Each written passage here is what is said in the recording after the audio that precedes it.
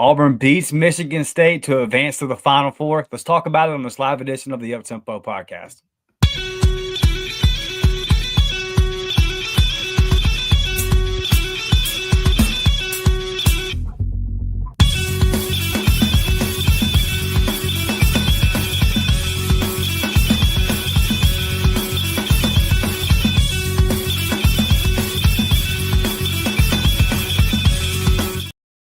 Let's go, Auburn family, up tempo gang. Hope everybody's having a good week out there.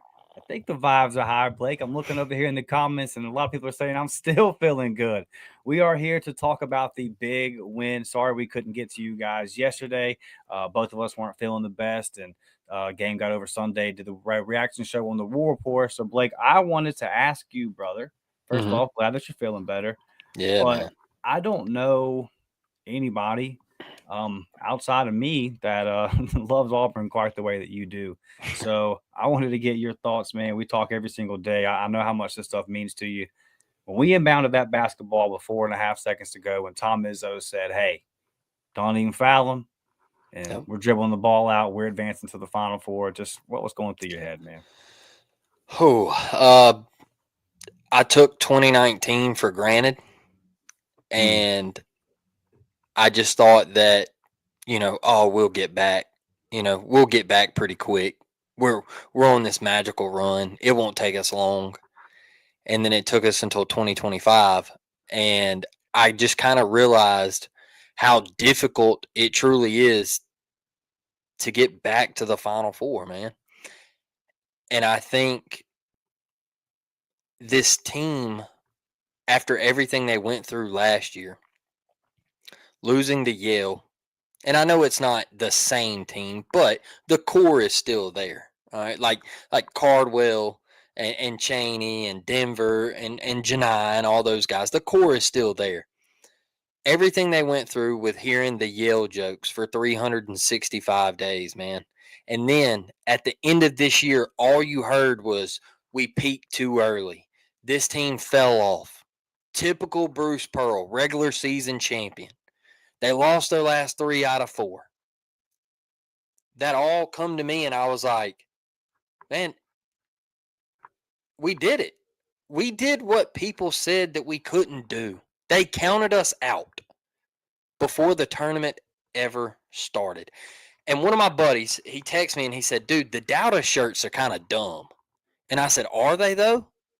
And he said, yeah, they are. And he was like, you were the number 1 team in the country for 10 weeks. He was like, who's doubting you? And I said, the entire country doubted us, because all the talking heads said that we weren't going to get out of the first weekend. All the talking heads said, hey, this Auburn team, I just don't know. They're not playing good basketball right now. They look tired. And we proved everybody wrong. And I'm telling you this right now. If Auburn goes on to win the national title, I think you have to consider this one of the greatest seasons in college basketball history. That means they would go 34-5. They would have won the SEC regular season championship, which has been said to be the most difficult conference in college basketball history. And then they would have went through a 9-seed Creighton, a 5-seed Michigan, a 2-seed Michigan State, and then back-to-back 1-seeds? I mean, you got to throw that. If they win this Final Four, you have to throw that in there as possibly one of the greatest teams in college basketball history. And all of that come rushing to me when we moved on and we advanced. And I was so excited for those guys and Bruce Pearl, because everybody said that Auburn wasn't going to do it. And they did. And then to see those guys get up there, what's the first thing Bruce and the boys do is they give all the praise to God, man. Hey, call God, call God. And it's cool because one of my buddies, he texted me and he said, dude, he was like, why do you do the call God thing? And I was like, that's just how spiritual they are. They all believe in Jesus Christ, man. And that's their father, and that's who they lean to. And they're open about it. And I think that's awesome. And this team, man, they responded. Chad Baker-Mazara responded. He has kept his cool.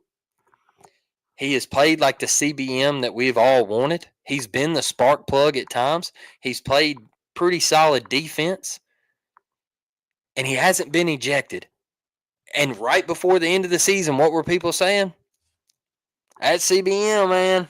That CBM's going to cost you again. Well, he ain't cost us yet. It's been a different team, Dustin. And I love it, man. I love it so much that today, me and my brother bought tickets to San Antonio Saturday. Oh, Yeah, if they win Saturday, we're buying tickets for Monday night. So it's surreal. Like I told myself in 2019 I wanted to go, but I didn't think we were actually going to make it in 2019. Like I thought we would lose to Kentucky, and so I didn't have a plan. And this time, I said I'm not going to get caught. I'm not going to get caught not having a plan. And we did it, and we bought our tickets, and we've got a plan to stay until Tuesday. And I can't wait because this is my third Final Four. All right, I've been to two. I've watched Kentucky cut the nets down, and I've watched Kansas cut the nets down. And this will be my first one watching the Auburn Tigers, man. And I can't wait to step in there Saturday night and just see the atmosphere. I just it's gonna be a moment that I'll probably never forget, for real. Yeah. Incredible. You know, I thought about you, thought about Ike, I thought about Mike, obviously my dad, my brother, just all the people, that how much they love Auburn, how much time that we put into talking about the team, covering the team, and all you guys in the chat, man. Yeah. I really did. I know, like, you guys are so dedicated, you're so loyal. Disappointing football losses, disappointing basketball losses. A lot of you guys, baseball losses, you're in here with us, chopping it up no matter what. And I just know the community we've built, and even people that don't watch our show, like, I know how much it means to the Auburn family. And I know, 2019 was tough. And like me and you've talked about before, that's what hurt me so bad was I was like, are we going to get back here? Like, is Auburn going to get back to the Final Four? It's just so hard to do. Yeah. Even if you are the blue blood type program and everything that goes on with that. And we had made it as a 5 seed, and we had got hot at the right time, and it just felt like we kind of caught lightning in a bottle. This year, man, it feels different because you were the number 1 overall seed. And how many times a story Auburn fans know well, believing in Auburn, high expectations, and being let down, right? You think back to the 2003 football team, they come out as, like, a lot of productions have us preseason number 1 team in the country. We went 7-5, 8-5, and then the next year, when no one had us even ranked, that's the year we went undefeated. So it's just hard. It's hard to when normally Auburn programs, even basketball, think back to the Walker Kessler year, that team number 1 for a long stint of the season, won 18, 19 games in a row, and they don't even make it out the first weekend. So there's a lot of times where Auburn athletics have not lived up to the expectations, and they've been the number 1 team in the country for the majority of the year. They came into this tournament with everyone saying they've lost 3 out of 4. They're not playing their best. Then they look sluggish versus Alabama State, and Dylan Cardwell said what he had to say. And then he's backed it up playing his best basketball here at the end of his career in this tournament. And I think everybody followed, man. I think everybody followed. And you saw in a game versus Michigan State where the guards actually didn't play that well as a whole, because Tom Izzo's got some pretty good guards over there that can play some defense, and they locked our guys up, and we knew it. I think we said it on the last show. At some point going forward, it's going to have to be the Johni Broome game. And boy, Blake, was this guy ready to answer the call right out the gate? You saw the mismatch, and you're saying to yourself, they're going to double, right? Like they got to start doubling at some point, and they just couldn't figure him out. And I want to talk about Johni, but before I do, because sometimes YouTube is weird, and if something sits there for too long, it goes away. Got a shout out to our guy Fire Freeze, man, for gifting 50 up tempo podcast memberships. Fire Freeze, thank you, my guy. Yeah. Obviously, you were feeling good after the big Auburn win, and we cannot tell you, I mean, how much that's going to help us out. Obviously, Blake going to San Antonio to cover the team this weekend. I've got some basketball or some baseball series coming up soon that I'm going to be going to, with the travel that goes into that, Yeah. and the recruiting content we do for football, traveling to those games and going into that. It really helps us out, man. It does. So just appreciate you greatly. I did a member pod today that I feel pretty good about, pretty cool. Put some intel out there on the football recruiting side of things, some things that I'm hearing in spring practice. And then we watched a little bit of film on a quarterback that I think is going to be part of this 2026 Auburn class as well. Talked about his recruitment, and even talked about a big that Mm. might be joining the basketball program pretty soon. Mm. Because hey, I know we got to focus on this Final Four, but unfortunately, college sports thinks it's really good to have their free agency window open up in the middle of their postseason. So not only does Bruce have to try to win the national championship, he's got to recruit next year's squad as well. And we all know how ridiculous that is. But really excited about the Facts. member pod I did for you guys today, man. Some intel, some film breakdown. It'll be a fun 30 minutes. And it's 50 of you guys that's going to get. I mean, I guess we got 40 in the chat, so I guess everybody got a free membership. Fire Free said, "Here y'all go." So appreciate you, big dog. It really does mean the world to us. But I got to talk about the guy Johni, because look, the last Elite Eight win over Kentucky, you know, without Chuma there to finish it out and everything that went along with that, um, and beating Kentucky and how they have dominated us, being in the same conference for so long, beating Kentucky in overtime to get to the Final Four, that was big. This right here, though, Michigan State, Tom Izzo, they put up, they let us know, Blake, he's got 14 times just in the NCAA tournament alone where he's came back after trailing at halftime. I'm looking at that and I'm like, man, Bruce doesn't even have 14 wins in the Mm-hmm. tournament at Auburn. He's got 14 comebacks alone. Just the resume speaks for itself for what Tom Izzo is, and knew it was going to be a daunting task. And boy, if the best player in the country didn't answer the call, 25 points on 76% from the field, 14 boards, 2 assists, and a block. And I want to ask you the question, and I want to ask all in the chat as well. I want your thoughts here. Johni gets hurt. We see him mouth as he comes back by the coaches and his team saying, "I'm done." He leaves. We know how tough he is. And I had flashbacks to the Chuma injury. I'm like, nah, dude, not our best player again when we're Yep. getting ready to make that run. And he comes back out, and we know he's been battling different things all year. You know, the wear and tear meter that they have on the college football game. I would like to see Johni's at the end of the year. I think there's going to be a whole lot: red shoulder, red elbow, red calf, red ankle. I think he's banged up, man. To come out and just put the team on his back like this, to come back out from that injury when we're thinking, boy, I mean, me and you were texting Blake. I'm like, we're cooked. Mm-hmm. We're cooked. And Johni comes back out there, man, to and obviously the arena goes nuts.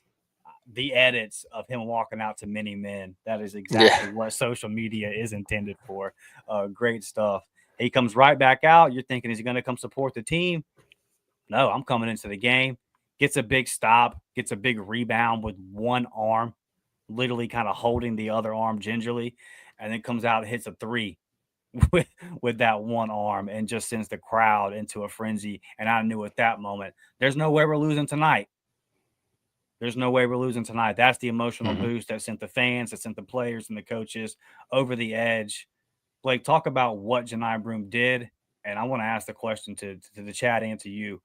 Was him coming back and then hitting that three to seal the deal to put Auburn in the Final Four over the Michigan State Spartans and Tom Izzo?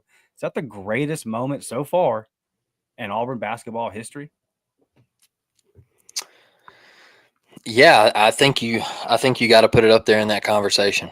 I think for me watching that, it was just chills, man, knowing that was pretty much the dagger. And for him to come out and say, "Hey, I'm going back in the game," and he was playing with one arm. He was playing with one arm. That's the thing that a lot of people are, you know, they're kind of bypassing is because I've heard a couple things where how many times is this guy going to get hurt and come back? And I think he's starting to do it for the crowd reaction and all this.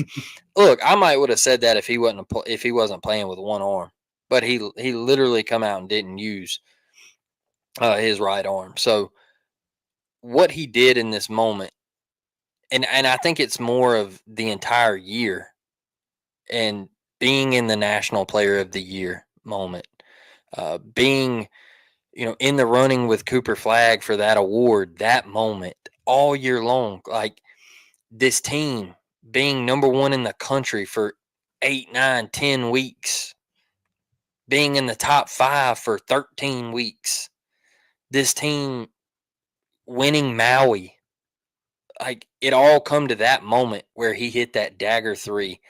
And I gotta say, yes, I think it's so far.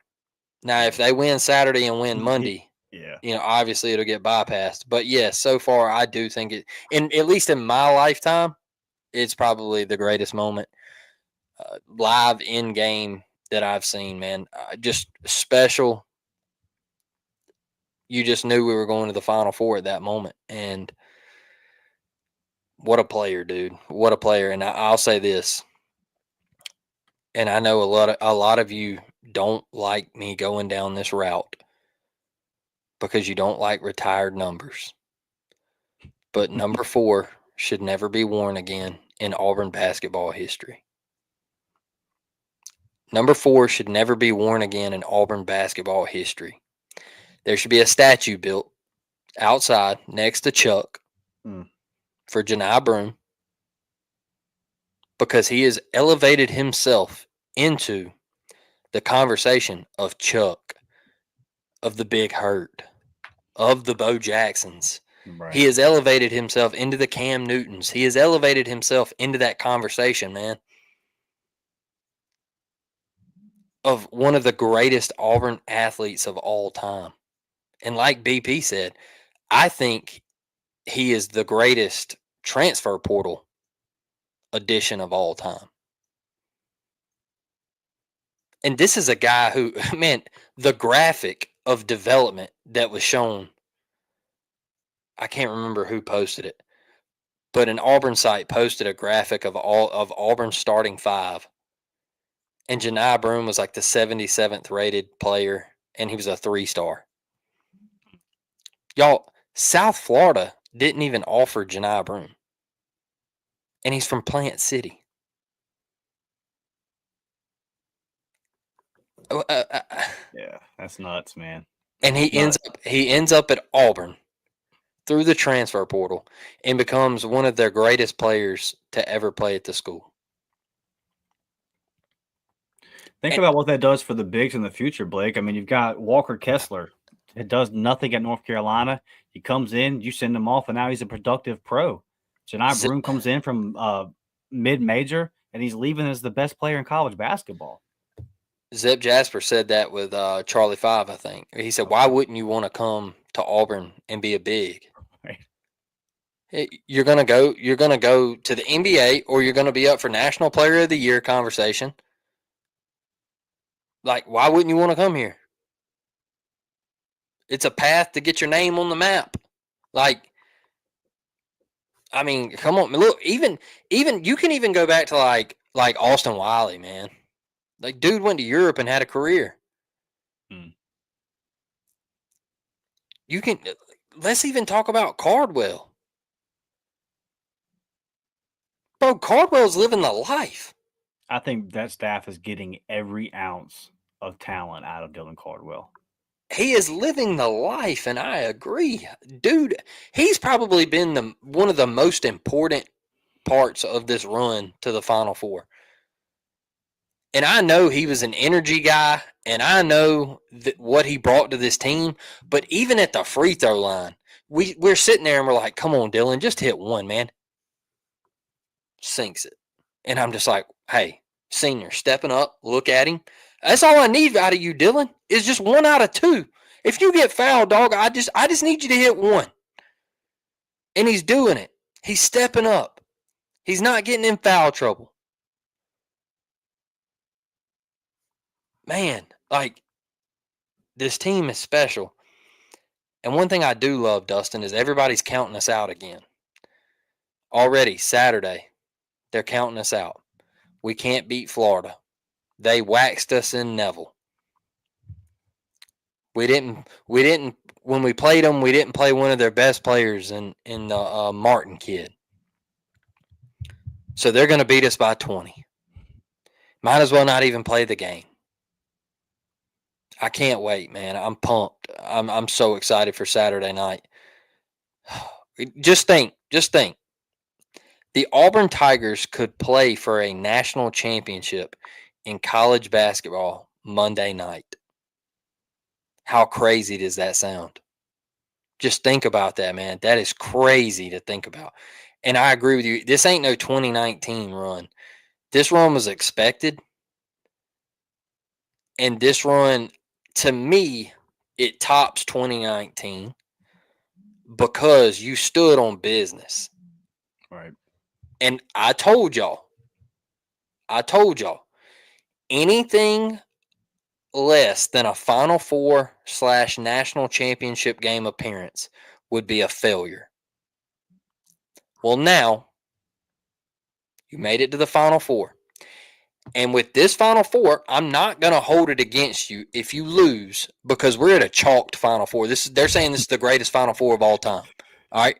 We're at a chalked Final Four. 1 seed Florida, 1 seed Auburn, 1 seed Duke, 1 seed Houston. So if we lose Saturday, hey, hell of a season. You were one of the best teams in the country. You were SEC regular season champs, man. Like, I'll never forget this team. I'm not gonna hold this season, this loss against you if you do lose. But I don't think we lose. Damn it, I don't. I think we're playing Monday night. Yeah, I agree with you. I think it's going to be one of them games where it's anybody's game with 2 minutes to go. Mm. And I got faith in our boys to pull that out. Yeah.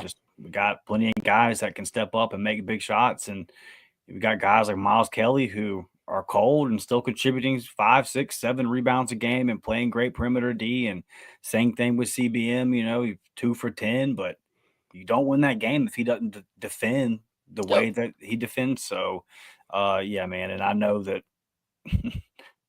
I just think Bruce Pearl is gonna have something for for his old assistant. I think it's gonna be kind of one of those situations where BP's gonna cook something up. You know, I was listening to a podcast today, and they were talking about how the young buck won the first round, but now you got to go against the old master, right? Yeah. The second round, and the old master's going to get in his bag and draw some things up that the young buck had never seen before. And so, you know, they were kind of laughing about it and everything, and they were just like, it's so hard to beat a team twice. And now, you know, you're in a big arena. What's the shooting background look like? Like, how are they going to adjust to these rims? Like, who knows? You know, like, there's a lot of things that go into it. You're playing in the Alamo Dome. I mean, this is different than playing. I don't even know what they call their arena now. It was the O Dome, and now, you know, it's not. I don't know what it's called, but you're not in Neville anymore.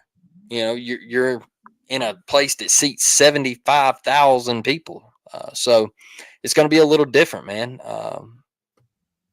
And you got to play it out. So I like where we stand. Look, we need Miles Kelly to start hitting them corner threes for again. Sure. If he's on them corner threes and he's making those, I think we're okay. I really do. I think we're okay. If CBM can find his mid range Saturday night, and he can have a solid performance, I think we're okay. I really do. And then obviously Tahad and Denver, I think, man, I think we're gonna move on. I really do. Something's telling me that this Auburn team they weren't dominant all year for no reason. They weren't. Right. And that's where I sit with it, man. I think Florida caught them at a good time in the regular season. Auburn was on we were on a 14-game winning streak when they beat us. So, I mean, we were bound to lose one. You know, I kept telling everybody, Dustin, in the middle of the year, hey, Auburn's going to eventually lose, all right? and me and Dustin would laugh about this because we'd check the YouTube comments and people would be like, "We don't have to lose. Stop saying that." And I'm just like, well, it's going to happen. So just prepare for it. And the YouTube comments were, you face adversity in game. Yeah, but you also need to lose to get that fire back in you. And it happened to Auburn. And I think we're going to be okay Saturday night, man. If Florida's on a 10-game win streak, there you go. Guess what? They're due for an L. See, and I want to shout out to our guy Mike. I got one of your comments, starred Mike, but it looks like Mike's going to bring home the up tempo bracket challenge championship.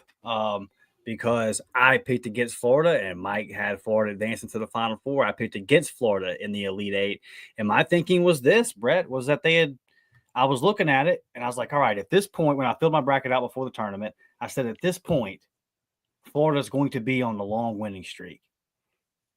I just think they lose a close game to a team like Texas Tech, and they came really close. They should have lost. Right? So it's like, was it a survive and advance situation, or was it a situation where that was the last they had? And we're gonna find out for sure. But yeah, they're definitely due for one. And just on my question that I asked you about Johni Broome, it's obviously one of the greatest moments in Auburn sports history. Yeah. Something like the kick six is, a lot of people regard that as the greatest play in the history of sports. So like, it's kind of hard to top that one. But yeah, it's up there on the Mount Rushmore of Auburn sports moments. It's definitely in my lifetime. And I think that as far as basketball goes, I think it is. Because you don't know. Like, you don't know how bad he's hurt. And I didn't think it was anything terrible. He was able to get up and walk off and all that, but you can still have pain and not right, be anything serious. Yeah, but like, can he still play? Can he still be effective? And like, even if it's like, man, if it's just a 2-week injury, well, that still screws us type thing. You just don't know. And there wasn't any update prior to him walking out. It's just, oh, there comes Johni Broome. Oh, he's going in the game. Gets a stop, makes a three. Like, it all happens so fast. And then just the magnitude of the moment, it being in Atlanta where there were so many Auburn fans, man, it just really incredible. He solidified himself as, I agree with you. Hang that thing up, dude. Hang that thing up in Neville. There's not going to be another Johni Broome for Auburn. Just what he's done for this program. It's been massive, and it's something that Bruce Pearl can sell definitely moving forward in the future. Like, hey, dude, you come here as a transfer big, and I'm going to get you right. Whether you were a highly recruited guy like Walker Kessler and you didn't perform the way you wanted to your freshman year, you come here, I can get you right. I can put you in my system. Or if you're, a guy like Johni who did play well at a mid-major, and can he not make the step up? And not only can he make the step up, he can step his game up to a whole new level. So, yeah, dude, just can't say enough about it. So proud of him. We knew if we were going to get to San Antonio, there was going to have to be a moment where Johni Broome put the team on his back. And that's absolutely what he did. I don't like it when Johni Broome shoots threes. I'm an old school basketball kind of guy. I want my big down there in the post. He went 2 for 2. So it is what it is. J Ray says, and we're on a 4-game win streak. Yeah, a lot easier to win 6 games in a row than 12, which is what Florida is going to have to do. And I think they're a great team. And like Blake said, at this point, this is, in my opinion, the best season in Auburn basketball history.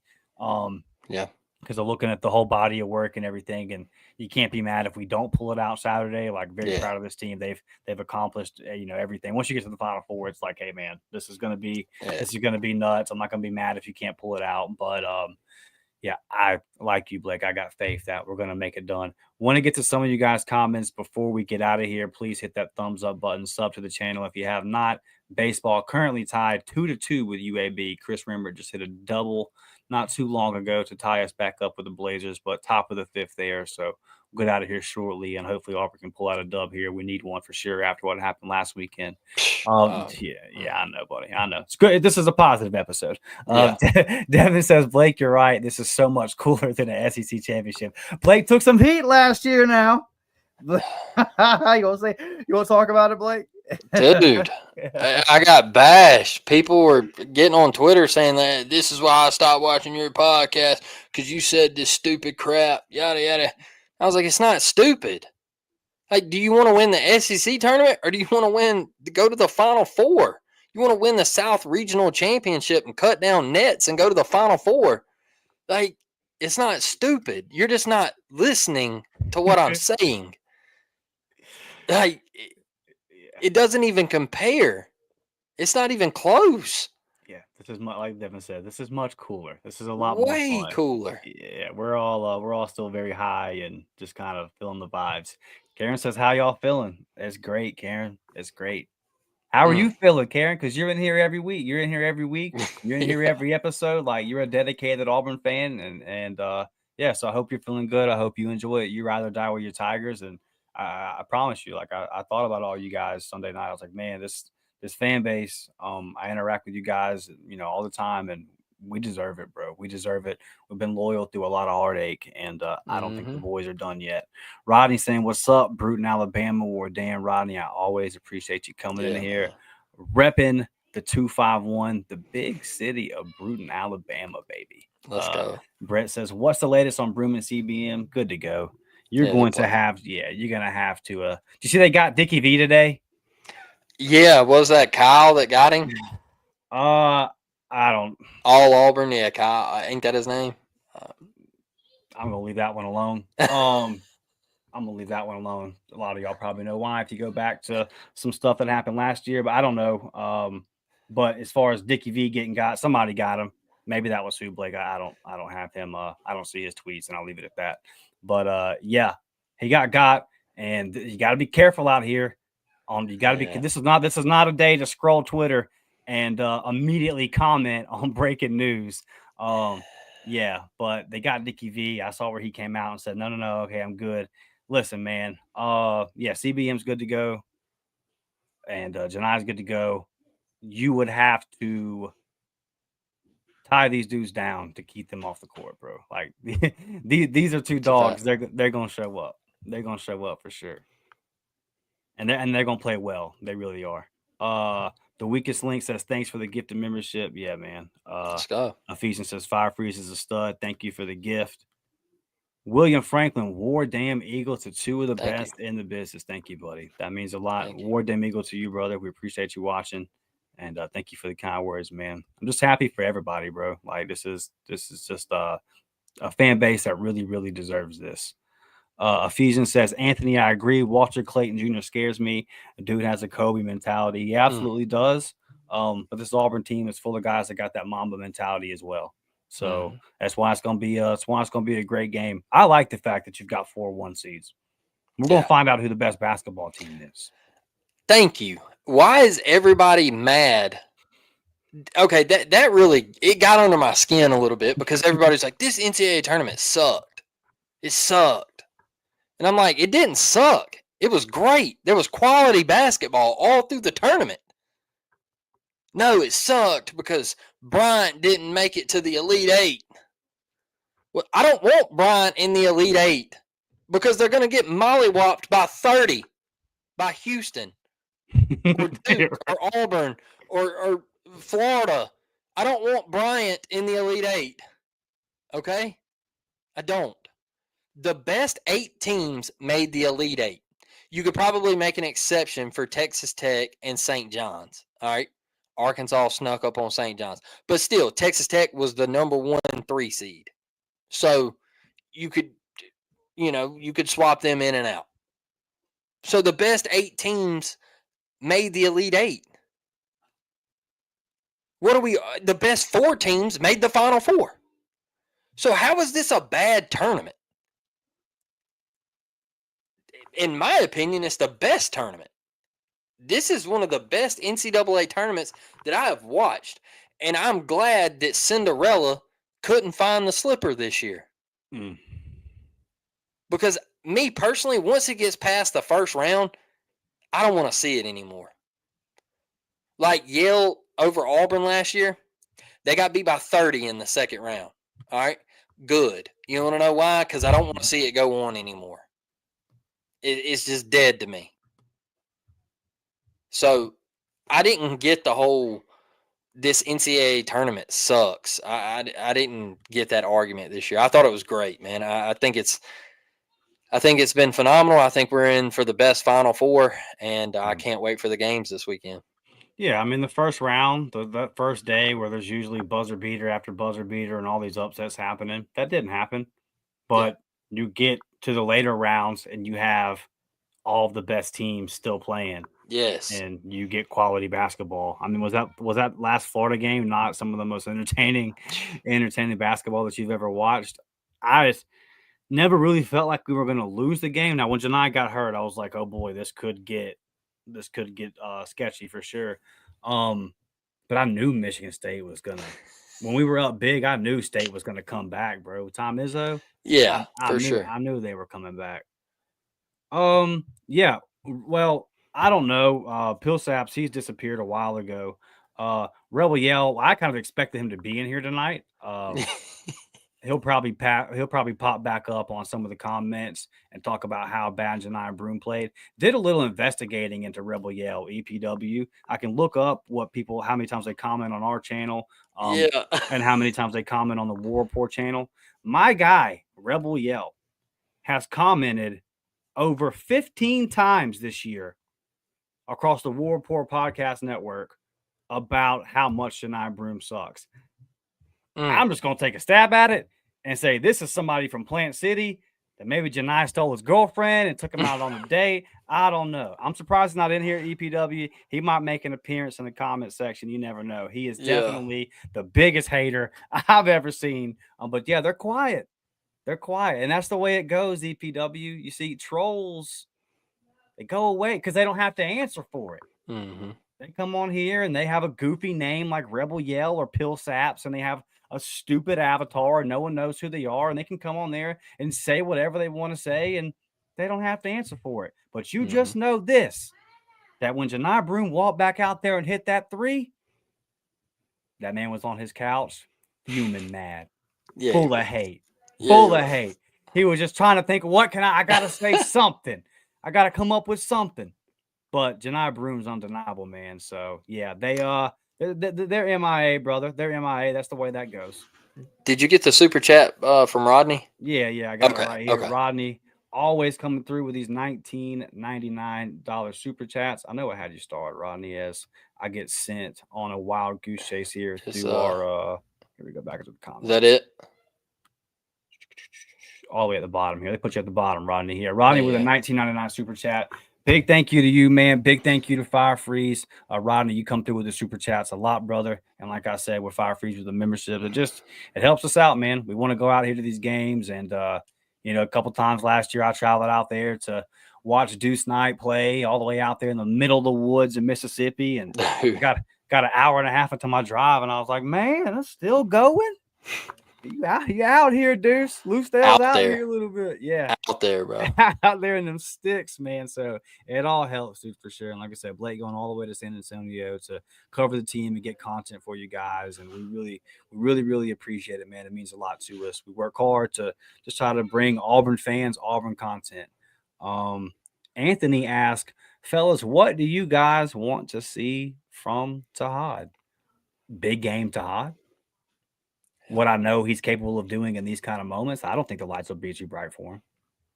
Man, hey, look, you call God and then call Hod. All right. Ooh. Because freshman Tahad Pettiford, if y'all have seen the edits, he's like 6'1", freshman, Jersey City. He's like just that dog, man. Yeah. All right.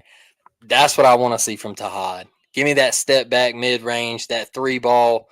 Keep playing your tail off on defense, man. I know it's not the prettiest at times, but I see the effort. And Tahad is that dude. He shows up when the lights get bright. And I don't think the Alamo Dome will be too bright for him. I think he shows up. And, man, if we get another 20 nugget from him, off the bench, and you get 12 to 15 from Denver. I think that's what you got to ask for. You get 10 from CBM, and then you let Johni eat. Man, I feel confident about our guys, especially Tahad being a freshman. I don't look at Tahad as a freshman. Yeah. I look at Tahad as the guy that's going to win us a national championship, because I know him coming off that bench as the sixth man, he's got to do it. If Tahad don't show up, we're not winning. It's got to protect the basketball. I think that he's going to be on the free throw line late in a close game. He's going to have to make those. But I just want to see efficient. Just want to see him be efficient. If he only takes 6 shots, be 4-6. Don't force anything. I just want to see Tahad play his game, let the game come to him, and because they're going to have to make some decisions, right? And a guy like Miles Kelly can get hot out of nowhere. Yep. So if Miles Kelly starts cooking, and if Denver's cooking, well, then I might not, and then Johni's doing his thing down there. Well, I might not need Tahad to come in and drop 20 on him. But I need him to be efficient. I need him to be one of the better players on the court. I need him to be above average defensively, be serviceable defensively. And sure. I got all the faith in the world in him. Brett says, I actually have tears in my eyes when Johni came back. Yeah, dude, I feel you. I mean, Brett, you're we know how much you love your Auburn Tigers, and that was a big moment. And for him to come out there and to do that, because as Auburn fans, I think we're all programmed. And when he went down, to say, here we go, Chuma 2.0, losing our best guy again, trying to make a tournament run, and maybe we can pull this game out. But if he's hurt, then that's it. And for him to come back and say, no, I'm good, I got y'all, man, that was incredible, dude. Yeah. That was really incredible. Devin says, the sound of that crowd when he came back, I'll never get over it. What a moment. For sure. Yeah, there's moments where you're like sitting at the house bored one day. And for me, it's usually like June or July when sports are dead. And I flip on the YouTubes and just get lost for like an hour and a half in old things that happened to Auburn. Usually you end up watching Cadillac and you get to Cam, and then you eventually make your way to Nick Marshall and all that. This is going to be one of those moments, right? I mean, I'm sure everybody out there's watched the highlights from that 2019 team 15, 20, 25 times at this point. And this is going to be one that we look back on forever and we talk about forever. And there'll be pictures of it around Neville Arena. And just how many times do you go back and watch Malik and he leans in and he says, about that time, about that time, about that time. Look, I go back and watch that. It's like a little 8-minute clip on YouTube. And before Kansas, we were that loose before we played a blue blood Kansas team. Now, I get they weren't the Kansas that year that they normally are, but what, they were still a 4 seed, right? Like we didn't care, like we didn't care we were playing Kansas. Right. We were just going to hoop. Our guys were ready. And now you got this Johni Broome moment where, like I told y'all on Twitter, I was watching the game with my dad, and my dad's been through a lot since 2020, and to be honest with you, my dad, he shouldn't even be here right now, but he is, thankfully. And we got to take in the moment of the Auburn Tigers going to the Final Four, man, and that's something that I'll never forget for the rest of my life, and I will take that to the grave with me. And it's one of the top moments of being an Auburn fan, of like getting back to the Final Four and just doing it that way. And Johni Broome, and how much he loves Auburn, how much this team loves Auburn, how much this team praises God. It started with the airplane incident, and everybody said that we had locker room problems and we were a bunch of thugs and we didn't know how to carry ourselves and all this. And you go out there, you land the plane, you beat the crap out of Houston, and then you fly back and you say, hey, that's what do you expect when you put all these dogs on the plane? All right. And it was everything possible to try to diminish what Auburn was doing throughout the year. They just overcome everything. And I can't thank this team enough for getting to the pinnacle, man. Like getting to that Final Four, like it's so hard, so difficult. And you were told before the tournament that you weren't going anywhere, and it was typical Bruce Pearl. Mhm. And shout out to Bruce Pearl for everything he's done at Auburn. Like Dustin, I can say this for everybody. Did you ever think in your years on this earth that Auburn would go to the Final Four or even be the number one overall seed in the NCAA tournament and go to the Final Four? Because I did not. I never thought in my wildest dreams that Auburn could do that in basketball. I don't remember exactly the year. It was when Billy Donovan was coaching at Florida. I had to be 10 or 11 years old maybe. And Florida was obviously ranked really high. We had a terrible record. Went up to the game with my dad, and we actually played well for like 10 or 15 minutes. And when you remember when you're a kid and you just always think Auburn can win. Like Yeah, I still do. You're right. You talk yourself into it and all that. The upset can happen. And I went into that game with that moment, and we got drilled by like 35 or something. And I Mhm. just you just remember kind of sitting there, and basketball was my favorite sport growing up. It's the sport that I played the most. And I remember just kind of talking to my dad on the way home and being like, man, I wish somebody would come in and care about Auburn basketball. Yeah, And I wish that the fan base would care about it and put some energy behind it and build the program. Because I never thought Auburn would be this, but I always felt like Auburn could be better than what it was. I was like, yeah, man, I mean, if Tennessee can do it, Auburn can do it, was kind of the way I felt about it. Um, to be here, like second Final Four appearance since 2019, and I'll forever am gonna wonder what the 2020 team would have done. oh man. Um, yeah, Mm. it's just no, Blake, I wouldn't believe it. If you'd have told me that, I'd have said, man, you need to check yourself into a 30-day program and get checked out. But Yeah, but here we are, and it just goes to show you how much difference a good coach makes. yeah, Like there's a lot of excuses made for bad coaches across college sports. yep, And it was very evident from that first year. The record wasn't great, but it was very evident to anybody that knew what they were looking at that this program was going in the right direction. It took a little more time because you didn't have the portal back then. You for had to sure. kind of build, and the powers that be. You mentioned Austin Wiley earlier. What would Austin Wiley have been if he didn't have a year and a half of his basketball career taken from him? Yep, When it probably shouldn't have been. We finally go out and get some guys in a Wiley and a Pure Four, which for us at the time they were like low 4-star guys, but Auburn got some 4 stars. Oh my God, yep, And then for the NCAA to just jerk us around and all that kind of stuff, and they did the same thing with Sharif Cooper. We had to go through all yeah. that, and like we've been BS. fighting. Yeah, it was terrible, dude. We've been fighting an uphill battle.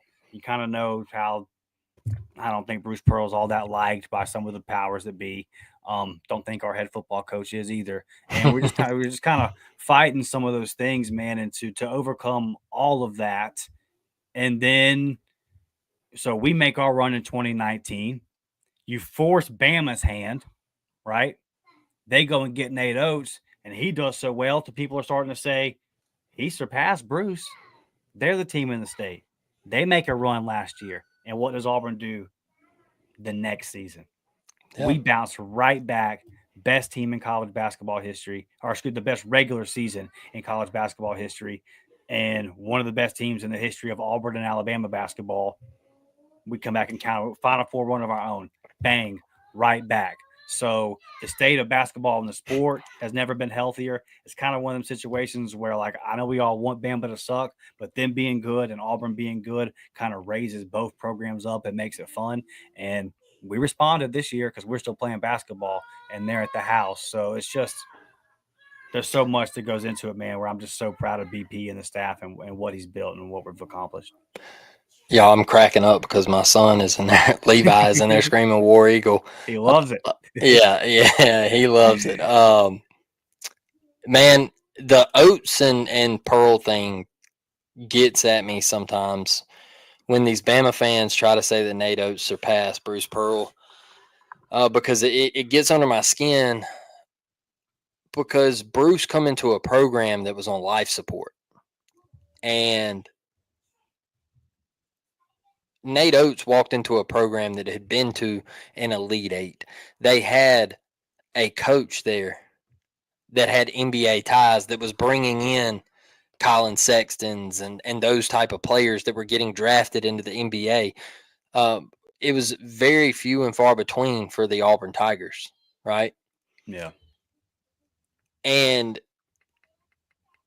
you were seeing Alabama, like, they were making the tournament and then they would go to the NIT. They were making the tournament and then they would go to the, it'd be a first round exit, obviously.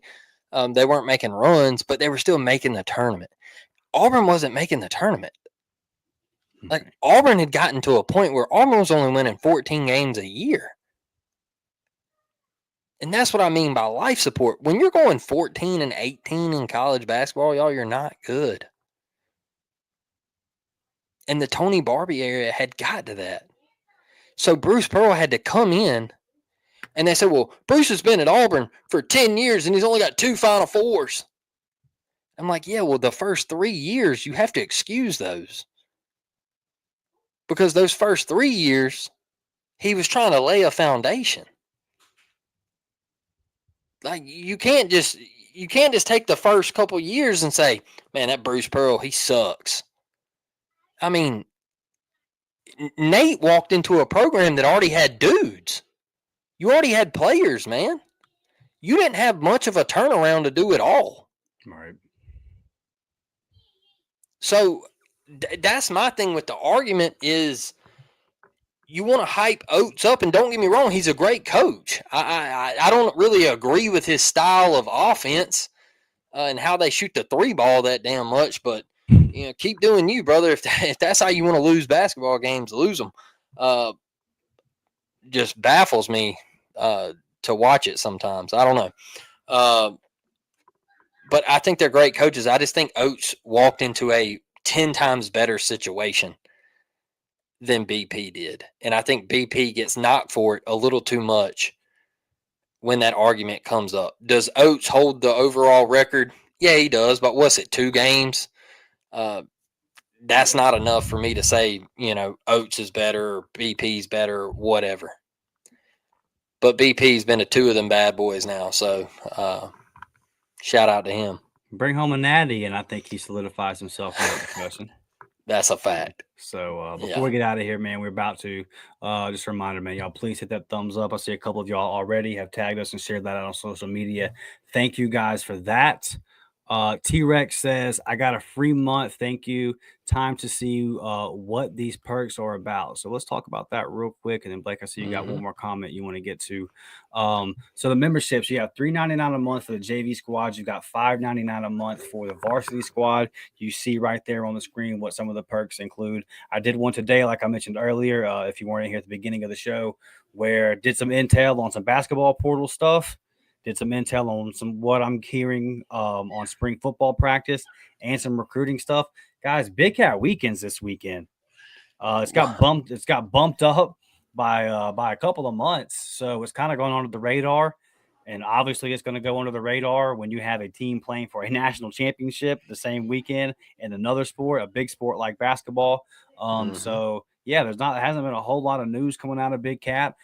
Did a little member pod today for you guys where I talk about some of the things, maybe some names to watch and look out for, and then did a film breakdown on the end of it. So it's a good 30-minute pod, jam-packed full of info. Like I said, got some film breakdown on a guy that I think is going to join the class soon, and I kind of talk about his recruitment a little bit and what Auburn's thinking on that recruitment. So yeah, just a lot of stuff, man. And if you like baseball, Blake gets in here and does film breakdowns and kind of, guys like Derek Fabian and letting you know Ike Irish what they're looking for on this pitch.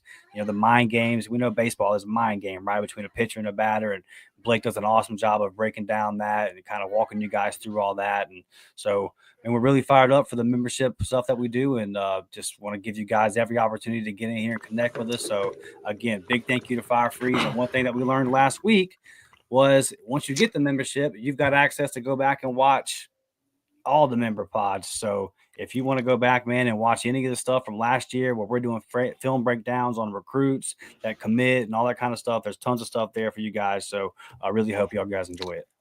One thing I'll say about the baseball stuff too, it's really hard to find baseball film. So some people don't release the rights to YouTube, I guess, and it doesn't get posted. But I'm going to knock one out here.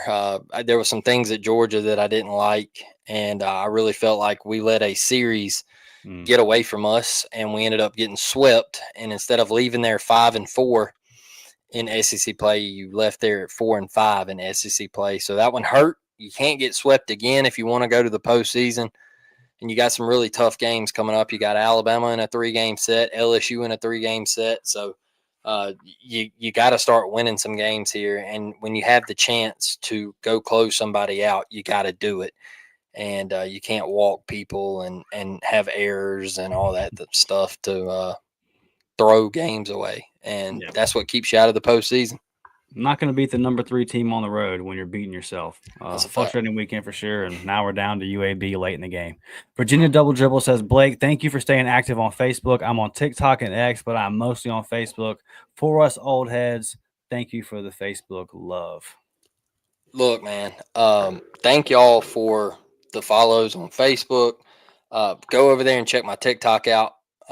I made a little funny about Hugh Freeze on TikTok, just asking the football team maybe if we could call God. Maybe that would work for us, because if you don't start calling God, then he's gonna see the deuces instead of seeing Deuce play. So I just made a little funny, and I try to post stuff like that to kind of ease things up for Auburn fans on the football side of things. So, but hopefully we get back on track in 2025. So thank y'all.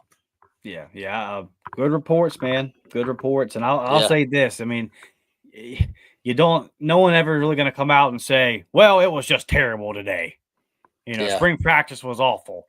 But I've had conversations in the past about the quarterback specifically where it's like, that didn't sound too good. The conversations and what we're hearing, and I do think that it's a blessing in disguise that it's just going to be Deuce and Jackson Arnold this spring, because I mean you got to think that 2 guys that weren't on the team last year, they got to learn the offense. It's just them 2 getting the real reps, so it can only accelerate their learning, and you're going to get to really see which one is the best. So man, really excited for that. And it's not often that spring practice is going on at Auburn and the news is light. I mean, they scrimmaged this weekend. Right now we're on fire for the basketball team, man. We're trying to win a natty, and that's a rare thing. That's a rare thing at Auburn. Like Blake says, it is a football school, and we will continue to cover that. Like I said, got a member pod that I recorded for you guys today that's touching on all kind of different aspects of the football thing. So we'll be back later this week to preview this big matchup with the Florida Gators. And spoiler alert, I'm picking the Tigers, but we'll take a deep dive into the numbers and look at it and discuss it, man. So really excited for this weekend. War Damn Eagle. Blake, I'm happy for you. I'm happy for the Auburn family. This has been great, man, and we're not done yet. Same, bro. Same. And Alex, I believe that's Alex, right? I can't. Look, we'll write this down and we'll get it on the next show. Yeah. Because I think it's solid. Because I know we got to get out of here, running a little long and all that stuff. And my kids are in here and they're wanting me to get up and get after it. So yeah, I got to get some dinner. Yeah. So we'll get this on the next show, and we appreciate y'all. I can't wait to be there. Look, like I said, go follow me on TikTok. I'm gonna be taking videos of San Antonio. I'm gonna try to make some YouTube shorts. I know they do a fan fest thing at the Final Four, and they do each team has their own little section and all that. So I'm gonna try to go to the little Auburn section. If any of you are in San Antonio, hit me up. Just message me on any social media. I'll try to get back to you. And War Damn Eagle, y'all. Yes, sir. We love y'all. We appreciate you. Rodney, Fire Freaks, thank y'all so much. We'll see y'all later in the week. War Damn Eagle, guys. War Damn, baby.